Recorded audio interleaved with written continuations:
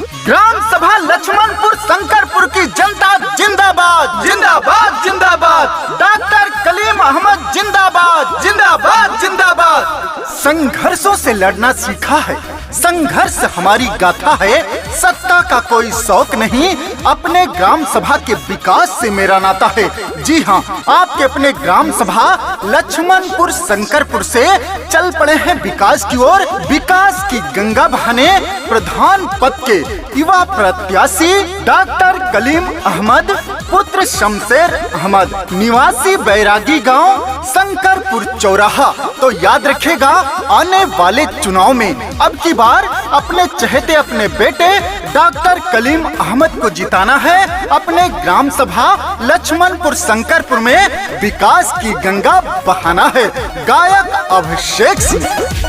सुना सुना ये चाची, अब की के ही चुनौआ, दूसर के हो न लड़े लड़े घर के बेटौआ। सुना सुना ये चाची, अब की के ही चुनौआ, दूसर के हो न लड़े लड़े घर के बेटौआ। जीत के चुनाव नया आराम करेंगे, कलीम अहमद जी काम करेंगे, लक्ष्मणपुर शंकरपुर का नाम करेंगे, कलीम अहमद जी काम करेंगे। डॉक्टर कलीम अहमद का कहना है, नेता नहीं बेटा बनकर आया हूँ, जन सेवा का संकल्प लेकर आया हूँ। तो याद रखिएगा मित्रों, आने वाले प्रधानी के चुनाव में अब की बार अपना एक एक कीमती आशीर्वाद, कीमती वोट अपने चहेते अपने बेटे डॉक्टर कलीम अहमद को देना है। ना किसी के लालच, ना किसी के बहकावे में आना है। अब की बार भारी बहुमत से डॉक्टर कलीम अहमद को जिताना है। ग्राम सभा लक्ष्मणपुर शंकरपुर। दुखिया गरीबों का है ये चहेता, सुख दुख में साथ रहे घर का है बेटा, सुख दुख में साथ रहे घर का है बेटा। पड़ जो मुसीबत हाथ से सबका बटाते हैं, 24 घंटे भैया पुनवा उठाते हैं। दूर नहीं है अब वो दिन, जल्दी से आने वाला, दुख कट जाएगा सबका, खुशियों का हो बोलबाला।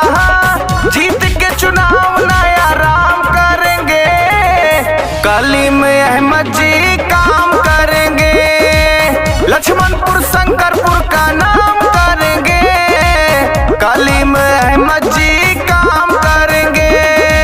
खेतों में खलिहानों में जनता के अरमानों में हर पल मिलेंगे डॉक्टर कलीम अहमद जी गरीब मजदूर किसानों में। तो याद रखेगा, अपने ग्राम सभा लक्ष्मणपुर शंकरपुर में तरक्की लाना है, विकास की गंगा बहाना है, अपने ग्राम सभा को बहुत आगे तक लेके जाना है। तो अब की बार याद रहे, अपना प्यारा आशीर्वाद देकर अपने चहेते अपने बेटे डॉक्टर कलीम अहमद को अपना प्रधान बनाना है। नाली खड़ंजा यार सीसी बनवाएंगे, जीतेंगे भैया विकास करवाएंगे, जीतेंगे भैया विकास करवाएंगे। जो भी कहते हैं भैया करके दिखाते, इसलिए गौआ के शेर कहाते।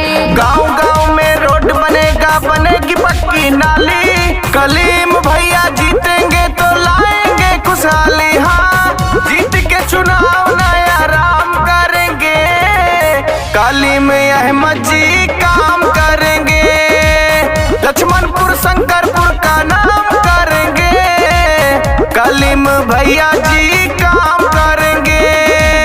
जो कोई नहीं किया ऐसा काम कर देंगे, पूरा हर गरीब का अरमान कर देंगे। 5 साल का कोई उम्र भर भुला नहीं सकेगा। बन के प्रधान डॉक्टर कलीम अहमद जी अपने ग्राम सभा लक्ष्मणपुर शंकरपुर का रोशन नाम कर देंगे। याद रखिए, जब भैया प्रधान बनेंगे तो आपके गांव में हर गली में पक्की सड़क होगी, हर गरीब को आवास मिलेगा, विधवा विकलांग वृद्धा पेंशन पात्रित व्यक्तियों तक पहुंचेगा। सरकारी सुविधाओं का लाभ सीधे गरीबों तक पहुंचाने का काम करेंगे।